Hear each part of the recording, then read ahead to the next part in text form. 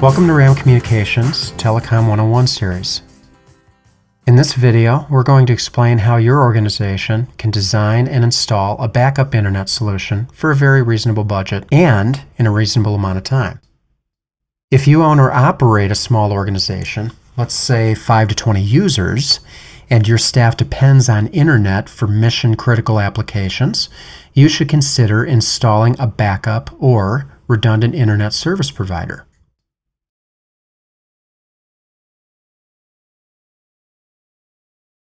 All service providers suffer outages from time to time.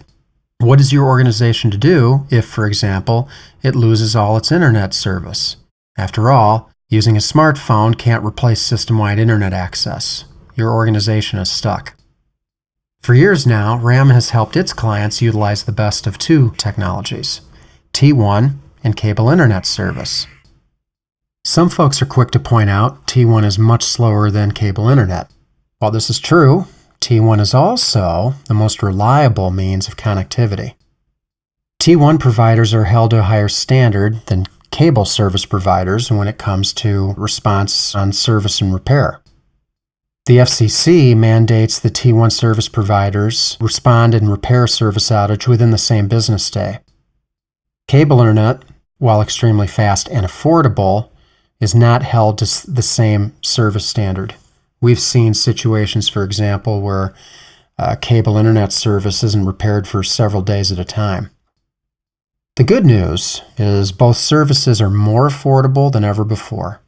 So, it's fairly affordable to install a T1 and cable internet provider for your organization, and you get the best of both worlds, stability and speed.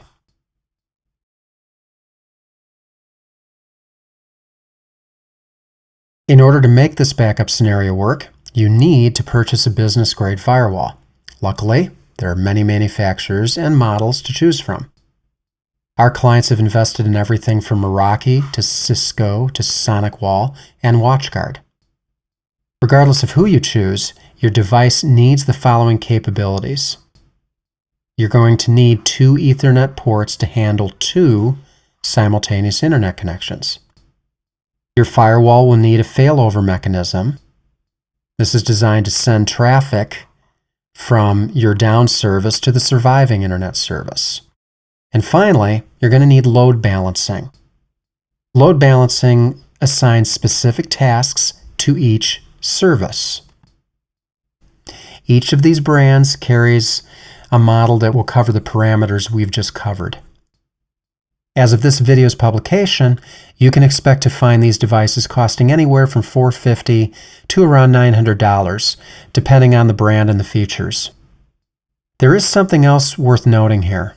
Today's best firewalls will provide a web-friendly portal you or your IT pro can use to remotely connect to the device, manage settings, check security status, and overall performance of your internet services. This is a very worthwhile investment. Do not pass this up. This will save you a lot of time, a lot of aggravation, and it's going to help you simplify your internet management.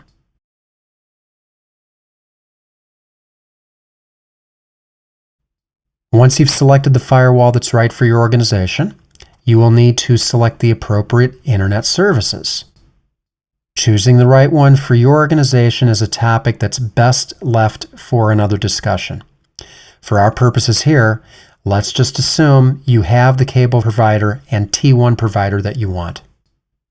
Technically speaking, make sure that you purchase at least 5 static IP addresses for both your T1 and cable internet service.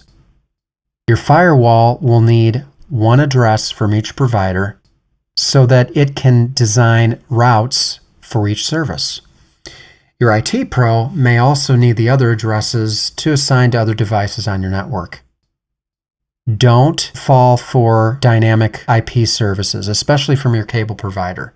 They may tell you that dynamic service costs a bit less, but it's going to be useless for our purposes here. In order for your firewall to do what it needs to do, it needs static IP addresses.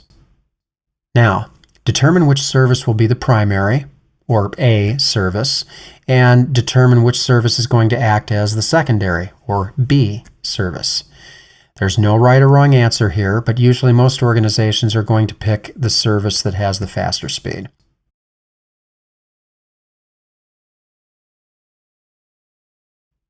Once your IT pro has everything set up, you need to test your backup. So, what's the best way to do this? Simple. Unplug provider A from the first Ethernet jack on your firewall. Depending on your firewall, all your local traffic should fail over to the B service after a few seconds. If this doesn't work, then your IT pro will need to check his or her settings and retest. If the first test works, go ahead and unplug carrier B from the second Ethernet jack on your firewall. Any services that you have assigned to carrier B should now fail over to carrier A. If this doesn't work, your IT pro needs to check his or her settings and retest. Of course, during this whole process, or especially if you experience an outage, you're going to notice a difference in speed. The benefits are twofold.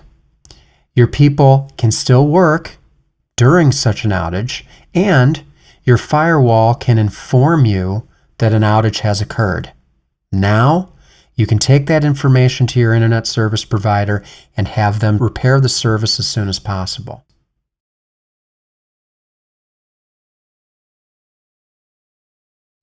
Last but not least, once you have your internet infrastructure in place, make sure that all of your devices are protected from power glitches. How do you do this? Simple. Invest in a business class UPS to protect your equipment during power surges and outages. Remember, your failover system won't work if your devices are damaged or lacking the appropriate power. For more information on redundant internet and other service strategies, contact RAM today.